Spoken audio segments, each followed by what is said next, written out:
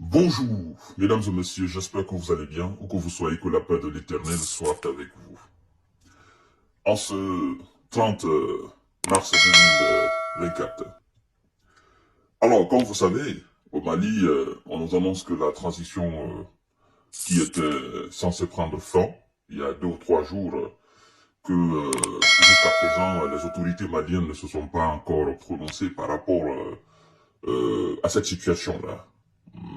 J'aurais même appris que des politiciens seraient en train de créer une coalition afin de demander et de mettre en place un nouvel processus de transition qui, selon eux, doit dans les conditions normales être dirigé par un civil.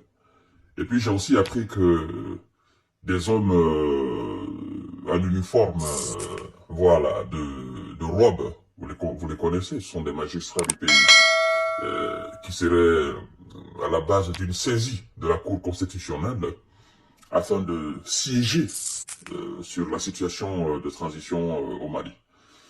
Et donc, vous savez, j'ai fait une émission hier là-dessus, et malheureusement, l'émission a été, je crois, bien signalée, et puis a été supprimée par après. Je l'ai fait la nuit. Alors, je voulais dire tout simplement que, aux Maliens, que, en réalité, le Mali n'est pas en transition, comme on l'entend. Transition, genre on doit organiser des élections, les militaires sont venus au pouvoir, ils doivent organiser des élections parties. En réalité, le Mali n'est pas dans cette condition-là.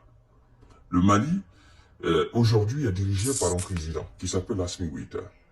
Vous comprenez? C'est pas une question, c'est pas une situation de transition. Et on ne va pas être hypocrite, d'accord? On ne va pas être malhonnête envers ce monsieur qui s'est tant battu, qui est en train de se battre tant pour la libération totale du Mali. Comment voulez-vous qu'on fasse une organisation au Mali, une organisation d'élection au Mali, sachant très bien que le pays n'est pas encore sécurisé? Comment voulez-vous? Comment voulez-vous combattre campagne dans un pays où la quasi-totalité des populations ne sont pas encore en sécurité? Comment voulez-vous qu'on installe des urnes, n'est-ce pas, sur toute la surface du Mali afin de procéder à un vote d'un quelconque président? Le pays n'est pas encore en sécurité totale. Comment voulez-vous? Comment voulez-vous qu'on mette fin à cette situation au Mali, qu'on demande au colonel Assimi Goïta de partir, sachant très bien qu'il y a encore des séparatistes qui sont là, et nous avons vu les civils qui étaient au pouvoir. D'accord? Parce que cette situation n'a pas démarré aujourd'hui. Il y avait un civil au pouvoir qui a géré une transition. Nous avons vu ce qui s'est passé au Mali. Moi, j'ai envie tout simplement de dire aux gens, tous ceux qui écoutent actuellement les Occidentaux, tous ceux qui écoutent actuellement les Français, les Allemands, les Américains, pour, en quelque sorte, trahir la cause de la lutte malienne, moi, j'ai simplement envie de le dire. Ayez pitié du peuple malien. Ayez pitié du peuple malien. Ce peuple-là est fatigué. Ayez pitié de ce peuple-là. Ce peuple-là veut son indépendance désormais. Ce peuple-là veut sa souveraineté désormais. Ce peuple-là ne veut plus rentrer dans le néocolonialisme. Ayez pitié de ce peuple-là. Laissez ce peuple-là continuer sa trajectoire comme bon le semble. C'est le peuple qui est avec le président Assimi Goïta. C'est le peuple qui est avec le gouvernement Assimi Goïta, le gouvernement Changel. Et le peuple n'a rien dit. Le peuple est derrière son autorité. Alors comment voulez-vous pourquoi voulez-vous inciter des gens, n'est-ce pas, à entrer dans ce processus-là? Je vous dis clairement, Assimi n'ira nulle part. Il est là, c'est lui le président malien. Assimi n'ira nulle part. Il n'y a pas de transition au Mali. Vous comprenez? Il faut que vous arrêtiez quand même un peu ça.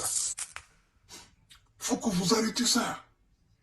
Aujourd'hui, le Mali avec le Burkina et le Niger sont en train de mettre une véritable souveraineté en place. Vous voulez venir boycotter cela? Parce que moi je sais, clairement, il y a des gens derrière ces gens-là.